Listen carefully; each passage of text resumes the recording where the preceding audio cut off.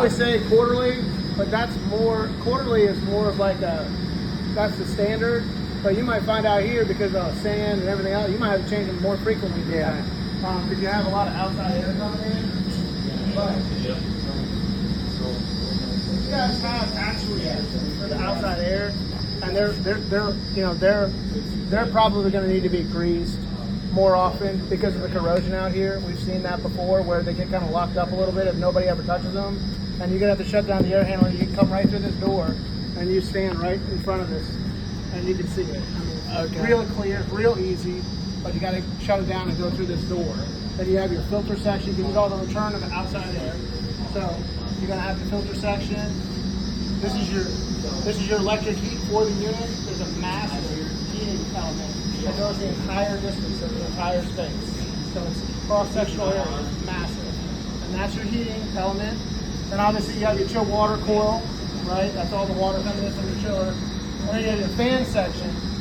Originally, the original design had 2 VFDs. Now you have 6 ECM motors. It's a fan wall. So all of them would make a square, rectangle, whatever. So if the ECM. So if one goes down, you don't lose all your airflow. You know, so you'll be able to do what you need to do. As far as the chill piping, obviously you said you got your pumps. You got them lead lag, right? Yeah, I think they're weekly. Lead lag. So those are your 2 pumps right there for the chiller. Only one will be running, right? You got your buffer tank, your air dirt separator, typical stuff with, you know, any kind of water, and obviously your chiller's out there. The pipes go underground. There's heat tracing on the piping out there, and that's just your air-cooled chiller. There's a set of panels and there's a screen out there connected to the chiller, but that's really just to see the alarms, not so much to start clearing them out and do any of that stuff. I don't want to, you know, the chiller not fault, you know, make the call, so we know what's going on. Outside of this air handler unit, you have a humidifier over there against the wall.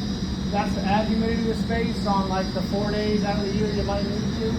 So just so you don't lose, you know, the humidity in the building. There's a unit heater in here.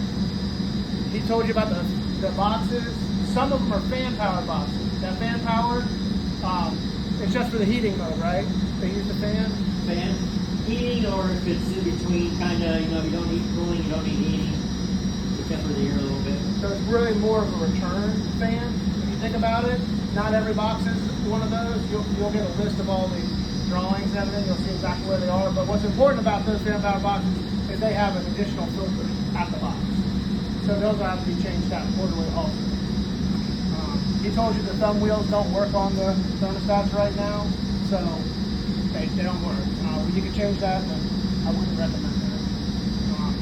Those 2 VFDs right behind the Danfoss, they're the ones that work the pumps. That VFD behind Kurt, this white one, this ADB, runs this return fan for the unit. Alright? And that one, what's that? Is that the one set for? How do you guys have that one set running speed? I think it's 80% of the supply fan. 80% of the supply fan. So the 20's outside? What's that? Other 20's outside? Yeah. Other 20's outside. But, like I said, as for that, those actuators that are going to the outside, those would be the ones you want to check. Make sure they're operating. Make sure they're doing right. If they're not moving right, you know, you'll mess up the whole system. That's just a real quick, simple setup of what you got here. You're going to get all the documentation. We're going to have an actual mechanical guy come down here and answer all the questions, open up all the doors, show you where everything is inside your thing and all that kind of stuff. You guys don't have any questions about any of this stuff. Kurt already showed you how to shut it down in the EAS. Easiest way. Or be able to disconnect. Yeah.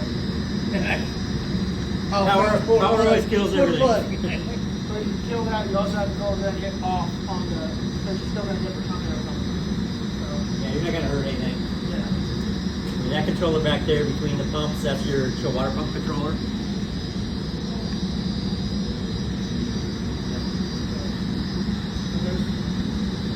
Plenty of room in the mechanical room, man. That's a big thing. Usually they're tight. Yeah. So we got plenty of room. That's great. Yeah, they did a good job with that. It's helpful. You You guys know what the top feeder is? That blue thing right there, that's for the chemical guys. You guys use Sky Chemicals? What do you guys use for your chemical treatment? It is, well, it's been pretty, not, I mean, Sky Chemicals, who did the startup on this one. Sky Chemicals, who we use for everything. Sky Chemicals is pretty synonymous with this area and all that kind of stuff. So if you guys don't already have one, we can put you in touch with Sky Chemicals. They'll keep the system operating the way it's supposed to. down at CHP, I'm pretty sure that when it started up, that's what started. I mean, Yeah, this is by far the most complicated system we've got across the I mean, we, there's no glycol, I mean, There's no glycol in this system. I mean, down there, anything that's been completed, there is not a schedule. I got you. Well, they'll come out once a month, they'll check it, and then if they need to add anything, they'll add anything or whatever, and they'll give you a report, and you get that every month. That's, Yep, that needs to be set up as well. So we'll give the I think contact that's been a information. problem in the past, recently, in some other places, that they won't do it, they won't push. And that's the most important thing that. That can ruin your system. Well, it's just like at Beaufort, down there, every condenser core down there is leaking. Because they never know nothing that I don't know. What's the thing? It's hard to get out. All right. I know this is like I said, real basic, real bottom level. But if there's a chance for you guys to start thinking about questions, if you guys have any questions, just let Paul or Bordeaux know, and we'll try to get an answer. Like I said, we'll get a physical person out here to do this for real. We'll set this up again. So I apologize for that.